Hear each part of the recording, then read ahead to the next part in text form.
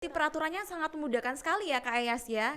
Selama ini mungkin kita mengira bahwa UMKM itu hanya usaha milik pribadi, tidak perlu bayar pajak.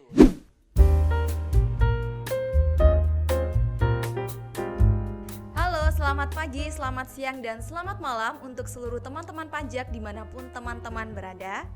Senang sekali pada hari ini saya bisa menyapa teman-teman semuanya dalam acara podcast KPP Pratama Malang Utara yang bernama Podcastmu. Nah, di dalam podcastmu ini kita akan mempelajari tentang hal-hal yang berkaitan dengan isu-isu perpajakan. Nah, sebelumnya izinkan saya memperkenalkan diri terlebih dahulu. Nama saya adalah Ayu, saya penyuluh pajak di KPP Pratama Malang Utara. Pada siang hari ini saya tidak sendiri karena saya ditemani oleh rekan saya yaitu Kak Ayas. Selamat datang Kak Ayas. Selamat datang juga Mbak Ayu. Oke, mungkin Kak Ayas bisa memperkenalkan diri terlebih dahulu ke teman-teman supaya nggak penasaran ini. Halo teman-teman pajak, nama saya Andreas. Sama seperti Mbak Ayu, saya juga salah satu dari penyuluh di KPP Pratama Malang Utara teman-teman semua. Oke, nah teman-teman karena sudah ada Kak Ayas, mungkin kita bisa langsung saja ke inti dari podcast kita pada hari ini. Melihat banyak sekali ya usaha-usaha mikro yang ada di KPP Pratama Malang Utara atau yang bisa disebut UMKM ya, usaha mikro, kecil dan menengah. Nah, kita akan membahas mengenai pajak PP 23 tahun 2018 atau yang biasa disebut dengan pajak UMKM. Betul. Nah, sebelumnya mungkin bisa dibahas sedikit ya, Kak Ayas, apa sih yang dimaksud dengan UMKM itu? Nah, kalau teman-teman cari nih di KBBI, nih Mbak Ay, UMKM itu adalah singkatan dari usaha mikro, kecil, dan menengah. Namun kalau kita lihat nih ya Mbak, pajak UMKM ini atau PP 23 tahun 2018 yang nanti akan kita bahas di podcast kali ini, sebenarnya nggak disebutin tuh Mbak kata-kata UMKM di pasal tersebut. Berarti nggak ada tulisannya di undang-undang itu pajak UMKM gitu ya Kak Ayas? Nggak ada. Jadi adanya adalah disebut dengan usaha dengan peredaran bruto tertentu. Gitu. Jadi dinilai tarif di dalam PP 23 tahun 2018 itu berlaku untuk usaha yang peredaran usaha brutonya itu tertentu atau di bawah 4,8 miliar nih Kak Ayu. Makanya akhirnya masyarakat dan memang secara ekonomi seperti itu mengkorelasikan antara peredaran bruto tertentu ini dengan UMKM atau usaha mikro, kecil, dan menengah yang tadi Mbak Ay. Oke, berarti bukan berarti tertulis langsung di undang-undang bahwa itu adalah pajak UMKM, tetapi untuk wajib pajak yang mempunyai peredaran bruto tertentu.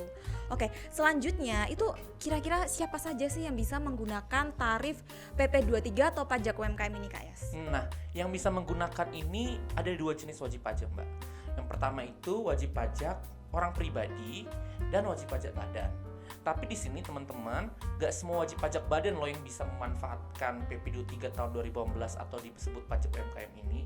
Ada WPWP tertentu saja seperti koperasi, persekutuan komanditer, firma, dan perseroan terbatas. Dan sekali lagi, yang menerima penghasilan atau usahanya atau peredaran brutonya setahun itu di bawah 4,8 miliar nih Kak Ayu. Oke, berarti termasuk cukup banyak ya Kak Ayas, karena selama ini mungkin kita mengira bahwa UMKM itu hanya usaha milik pribadi. Ternyata teman-teman bawa CV, koperasi, PT kalau memiliki peredaran bruto tertentu itu bisa menggunakan tarif UMKM ya Kak Ayas. Oke, selanjutnya kira-kira pekerjaan apa yang bisa menggunakan tarif PP 23 ini Kak Ayas? Nah sebenarnya nih semua pekerjaan kita katakan bisa ya kalau teman-teman UMKM, usaha-usaha seperti itu jualan itu bisa teman-teman. Tapi kalau di PP 23 tahun 2018 ini Kak Ayu diatur pekerjaan-pekerjaan yang nggak bisa. Jadi seperti PPN ada yang namanya negative list gitu. Nah kalau yang nggak bisa itu seperti misalnya pekerjaan bebas kayak dokter, arsitek itu kan bukan UMKM ya gitu itu ya. Okay. Atau juga kayak penghasilan dari luar negeri atau penghasilan lainnya yang sudah diatur PMK-nya seperti misalnya jual beli rumah itu kan udah ada pajak finalnya masing-masing ya. Betul. Nah itu nggak bisa menggunakan PP 23 tahun 2018 ini. Juga wajib pajak yang menggunakan tarif pajak umum yang pasal 17 atau pasal 31. Mungkin dia memang dari awal memilih pasal seperti itu atau memang penghasilannya sudah melebihi 4,8 miliar dalam setahun. Oke, berarti sudah cukup jelas ya kira-kira pekerjaan apa yang bisa menggunakan tarif PP 23 dan pekerjaan apa yang tidak bisa menggunakan tarif PP 23. Nah, dari tadi itu kan kita membahas mengenai peredaran bruto Kak Ayas. Nah, kira-kira apa sih yang dimaksud peredaran bruto ini? Biar mungkin teman-teman di sini tuh ngerti maksudnya apa. Nah, jadi sebenarnya nih teman-teman semua nih Kayu, peredaran bruto itu ya sama dengan yang kita kenal dengan sebutan omset. Oke. Atau penghasilan kotor. Jadi penghasilan atau omset yang berjalan gitu di satu bulan. Yang nanti perhitungan pajaknya itu nanti 1 bulan nih omsetnya. Nah, jadi kalau dikatakan penghasilan bruto dalam setahun, ya berarti omset yang dihitung setiap bulannya sampai terakumulasi dalam 1 tahun atau 12 bulan. Seperti itu. Ya berarti teman-teman nanti biar nggak ketuker ya, biar nggak bingung apa itu peredaran bruto, paling gampangnya adalah omset ya. Betul. Kalau kita bilang omset, semua orang pasti tahu ya omset itu adalah yang didapat dalam sehari kotornya. Betul. Nah, untuk tarif pajaknya nih Kak Eyas, kira-kira apakah sama ya antara orang pribadi dengan badan hukum seperti PT, CV, atau firma koperasi? Nah, PP 23 tahun 2015 ini yang memang kalau teman-teman baca nih, asasnya salah satu diciptakan itu untuk mengefisiensikan nih, untuk memudahkan teman-teman perpajakan semua atau wajib pajak dalam kewajiban perpajakannya.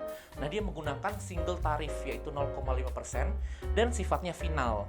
Jadi dihitung setiap bulannya final, jadi nggak ada lagi nanti akumulasi-akumulasi ke depan seperti itu Mbak Ai. Oke. Nah, cuman perlu diperhatikan nih terkait wajib pajak orang pribadi terkait undang-undang HPP nih Kak Ayu yang tahun lalu baru diresmikan gitu. Undang-undang HPP. Betul. Peraturan apa itu ya Kak Eyas? Nah, jadi nih teman-teman, per 2022 yang undang-undang HPP kemarin itu loh yang Desember tahun 2021 dikeluarkan, disebutkan bahwa buat teman-teman wajib pajak orang pribadi yang peredaran brutonya penghasilannya tertentu tadi yang di bawah 4,8 miliar, selama penghasilannya belum melebihi 500 juta dalam setahun, tidak perlu bayar pajak. Tidak perlu bayar pajak. Betul. Berarti untuk teman-teman UMKM di sini utamanya orang pribadi berarti nih ya Kak Eyas Betul, ya. orang pribadi. Kalau omsetnya masih di bawah 500 juta itu tidak perlu membayar pajak 0,5%. Dan ini ada di peraturan Undang-Undang HPP yang terbaru ya Kak betul. Eyas ya. Undang-Undang nomor 7 tahun 2021.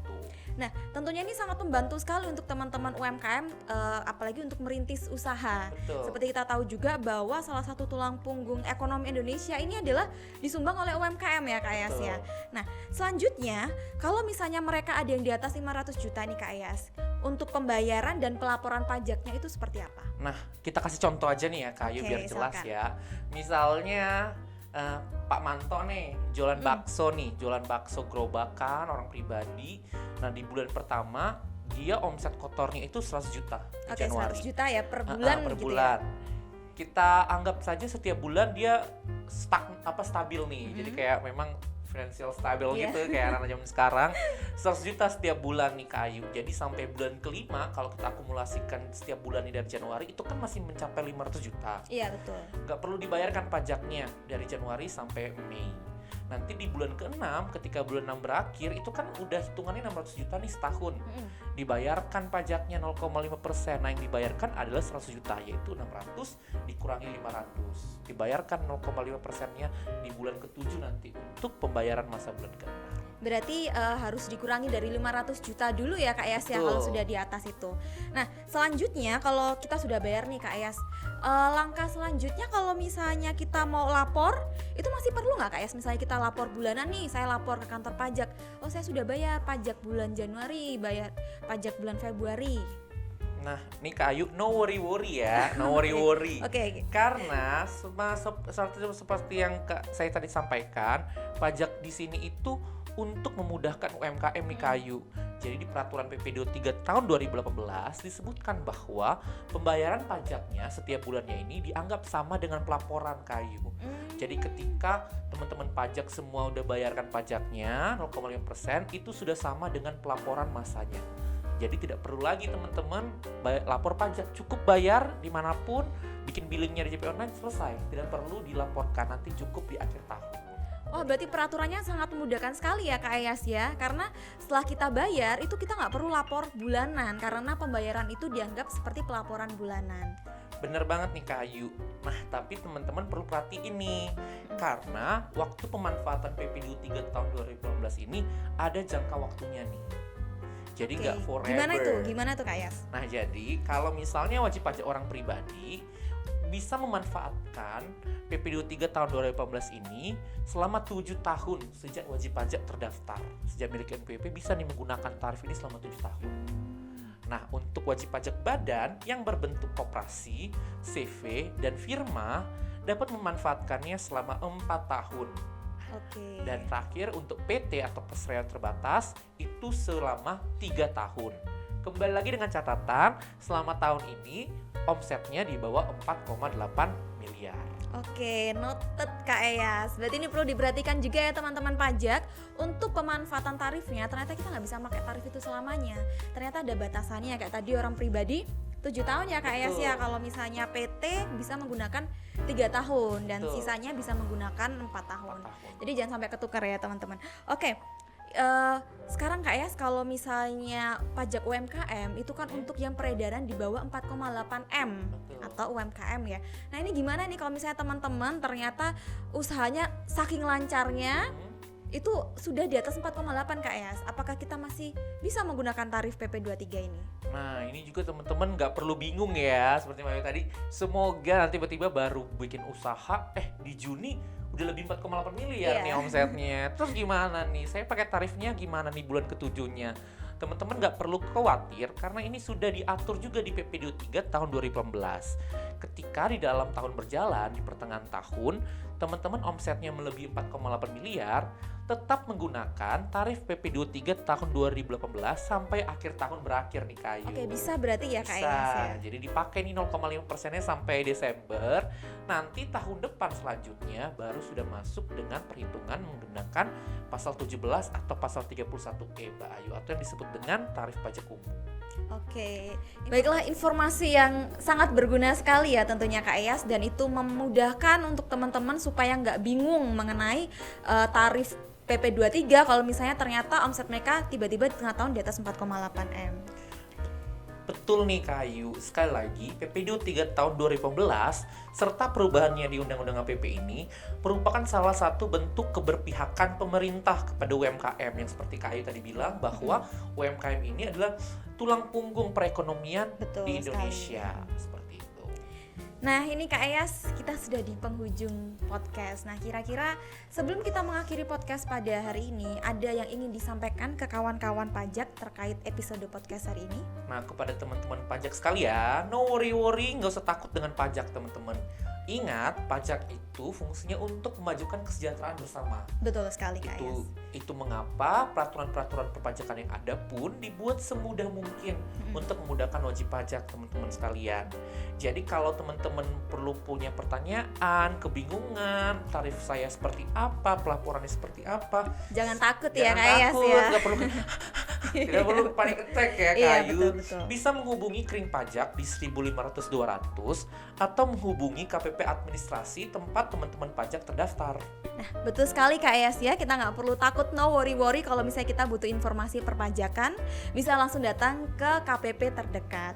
Nah Kak Eyas, terima kasih untuk waktunya pada hari ini. Sama-sama Kayu. Nah untuk teman-teman pajak, jangan lupa memfollow akun media sosial kita di Instagram @pajakmlgutara, ada juga Facebook, Twitter, dan YouTube.